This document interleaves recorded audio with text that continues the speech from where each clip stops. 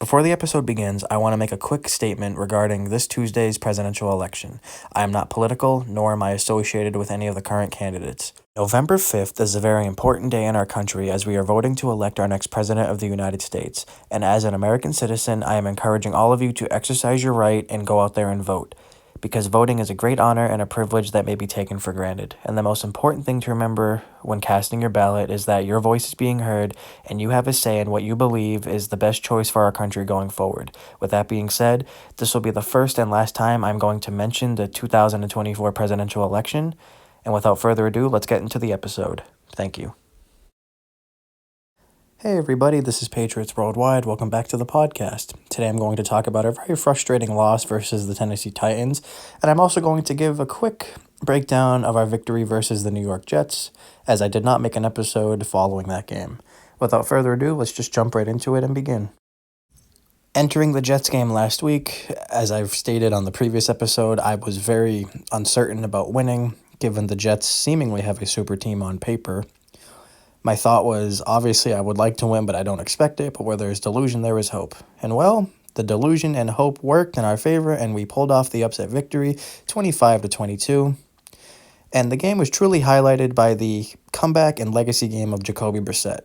Drake May went down early on in the second quarter, and overall, the game just fell over after that. But Brissett, so cool, calm, and collected and composed, came in, took care of business, and finally had a legacy game, something that he has lacked his entire career. Very proud of him for not only keeping it together, but giving this team a victory. Second victory under the Gerard Mayo era, and the first in front of the Foxborough crowd. And the question on everybody's mind was, will the Patriots blow out the Tennessee Titans? And it certainly seemed that way, considering the Titans are one of the bottom 5 teams in the league record-wise. And logically, after beating the Jets, who are a super team on paper, we should run away with this one. However, the way this NFL season is, it's just so backwards and extremely unpredictable. We lost to the Jacksonville Jaguars by a sizable amount, and that's one of the worst teams in the league at the time anyways. Well, they still are, who am I kidding? And then we go on to beat the Jets, who should be one of the AFC's top powerhouses. So going into Tennessee, yeah, the thought was we should run away with this one. However, we didn't. On the bright side, Drake May played what I consider is his best game of his young career. Statistically, it did not live up to his matchup against the Houston Texans, but what he did today, or rather Sunday, was a very, very outstanding performance, especially for a rookie, and I will get into that right now. Starting his 4th game and entering his 5th game, if you count the garbage time minutes he had against the New York Jets back in Week 3, Drake May, statistically, literally, whichever metaphor you would like to use, the kid ran the table, throwing for 206 yards and rushing for 95, getting him a total of 301 yards. And for reference and context, the running game, Ramondre Stevenson, had only 14 yards. The entire offense, including Drake May, averaged 315 total yards.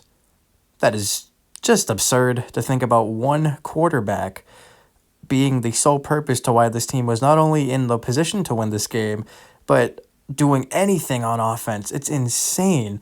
And the argument continues that if Drake May just had a very upgraded and better offensive line and also just had one halfway decent target to throw to that isn't named Hunter Henry, he would be, in my mind, the best quarterback in the AFC East and potentially a top 10 quarterback in the NFL. Yes, that is pushing it, that is reaching a little bit, but just given his talent and potential, I think I can dream. Aren't we all allowed to do that? And the play that sticks out, for as of right now, the greatest play of Drake May's career and the greatest Patriot play we've had since the Tom Brady days. It was the final play of the game before overtime. The Patriots were down by a touchdown. Drake May brought the offense all the way to 2nd and goal on, I believe, was the 4-yard line. I'd have to look at the highlight again. Yeah, it's kind of funny. I've watched this play at least 50 times, and I still don't remember what yard line he was on. But it was the final play.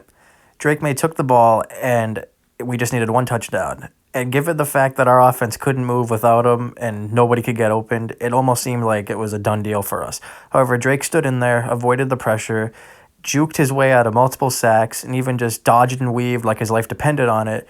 Throwing the ball after getting sacked by 2 Titans, you think, oh, it's just going to end up incomplete, intercepted.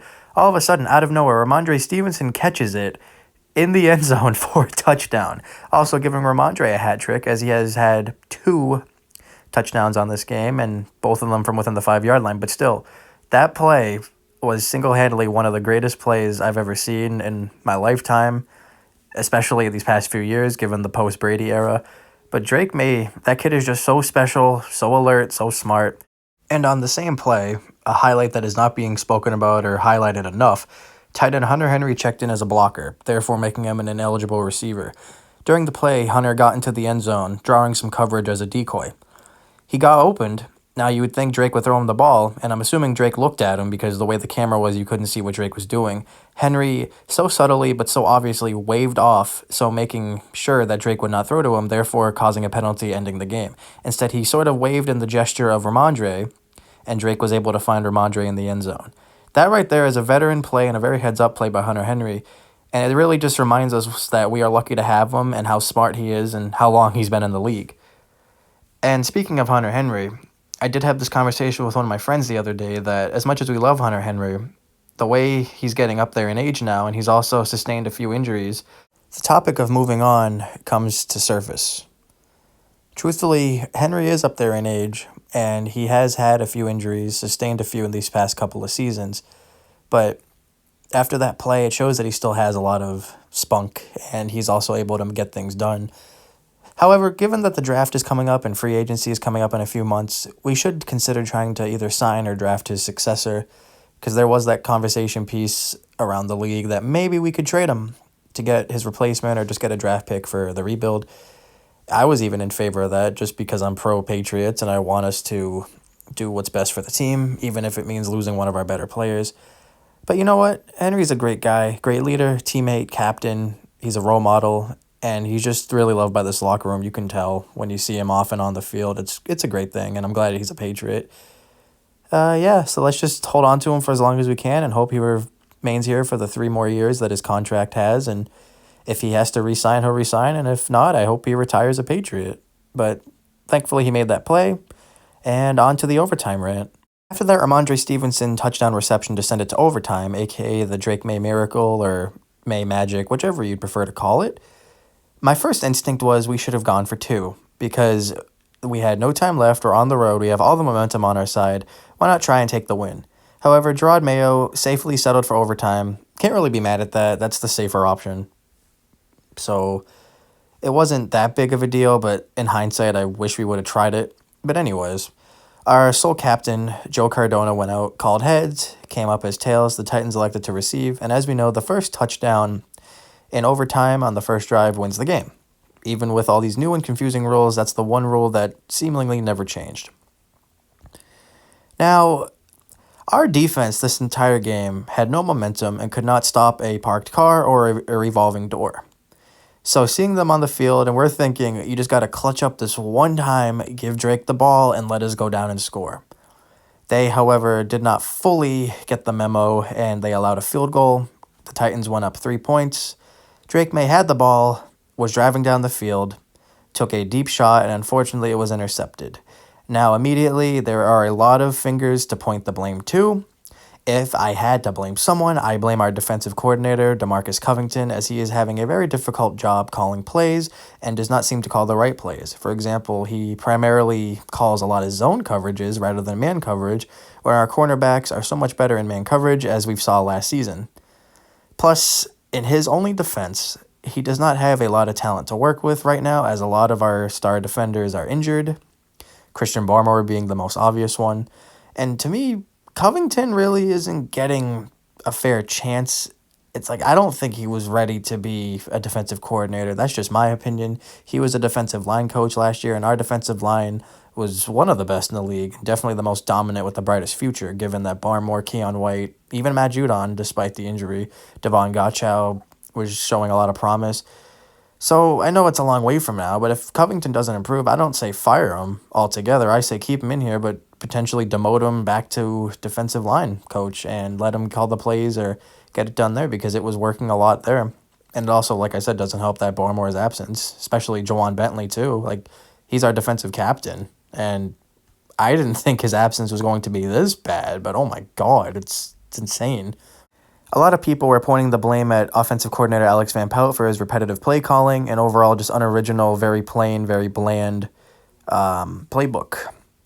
Truthfully, I do not want to move on from him. Yes, his play calling is very redundant, but in his only shred of defense, he has absolutely no talent to work with outside of Drake May and Hunter Henry. I'm sorry, I just don't get the hype behind Kendrick Bourne anymore. He's older, he's coming off of an injury, and he just doesn't want to produce. He doesn't produce the same anymore. I understand the injury may be holding him back, but we need him now. KJ Osborne's another one. He was out of this game. He was injured. He was on the injury report, but he doesn't produce. He's not used much. Demario Douglas, he's great. He's got the most potential on offense, but he's just too inconsistent and he's not involved enough. So why fire Alex Van Pelt? And here's the other thing. That's exactly what we did with our last quarterback. He had to deal with multiple coordinators, and that really just set him back and screwed him up. I know Mac had a lot of baggage and problems coming into this team, given that he had no mental strength and really just didn't have the toughness that a quarterback needs to make it in the NFL. But we don't want to risk having that to happen to Drake. So I'd say give Alex Van Pelt a second chance. This offseason, I know it's a long way to go from now, but we have the potential chance to upgrade immensely on the receiver position, the offensive line, and even the draft. And if he still doesn't produce or doesn't change his playbook and just continue to the same bland, boring playing calls, then yeah, then we move on. But he's a very smart guy, and he could be a coach one day. We just got to give it time. That's the problem with a lot of this fan base is we're very impatient, and if it's not immediate perfection or it's not Tom Brady, then we don't want it. But that era is over, and we got to be patient.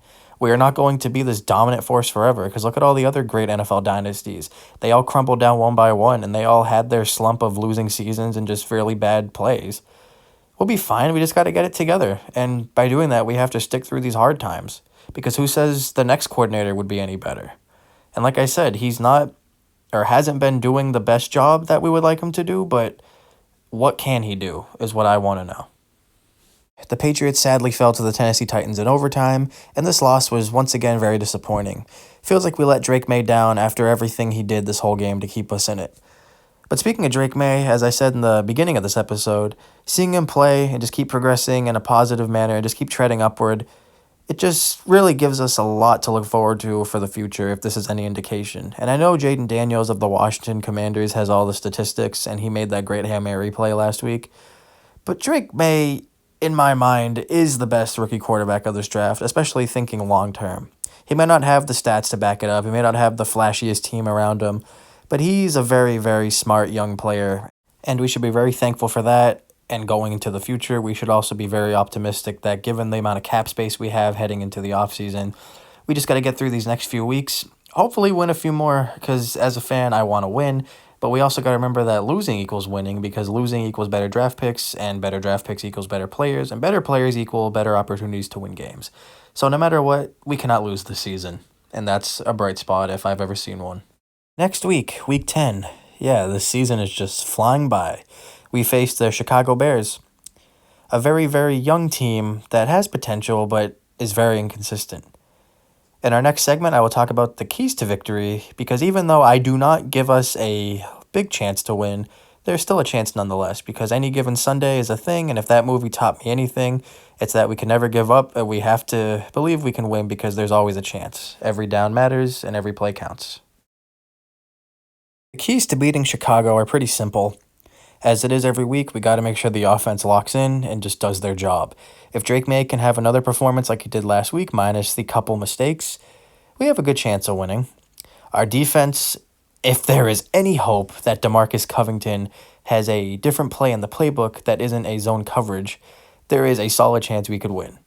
Just given the fact that this man needs to change up his playbook. And we also got to hope if the Chicago Bears get within the 5-yard line, they try to pay tribute to Walter Perry again and try to make a lineman, more specifically a defensive lineman, play him in the fullback position and try to get him score a touchdown, only for us to make him fumble, because linemen should not be on offense unless they are either decoys or trying to block. On paper, Chicago's a great team, and they should blow us out, but that's what we said about the Jets. And the way this season is, anything could truly happen, and to quote Kevin Garnett, anything is possible.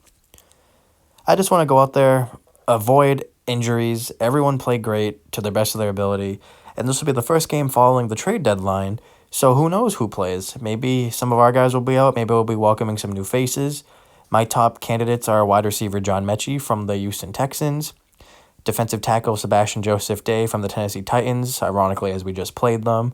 And I would even like Greg Newsome, cornerback from the Cleveland Browns, because he's, in my mind, the perfect complement for Christian Gonzalez. And given his height and play style, he can really help Gonzo balance the workload in the secondary. The trade deadline can and will be exciting this year, and as we've seen leading up to it these past few weeks, there have been a lot of moves that have changed the landscape of the NFL and a lot of teams. So we'll see what happens. Just not with us, but with everyone league-wide. It's a fun event, and hopefully it's going to be an active one. Okay, I've said everything I wanted to say, and I've gone over just about everything I wanted to go over. As always, thank you all so much for listening, and I look forward to doing this again next week after we take on the Chicago Bears. For that game, regardless if we win or lose, I just want to put up a fight. I want them to be talking about us, I want to have something to talk about, and I want the league to be talking about us. And as I stated in the beginning, I apologize for not uploading an episode after our New York Jets matchup and our upsetting victory against them. I just had a very busy week and I couldn't get around to it. This episode will be uploaded on November 4th, and I want to just quickly wish a very, very special viewer a very happy birthday. I'm not going to name names, but you know who you are. I hope you had a great day, and from the bottom of my heart, I hope you had a happy birthday and enjoyed your day.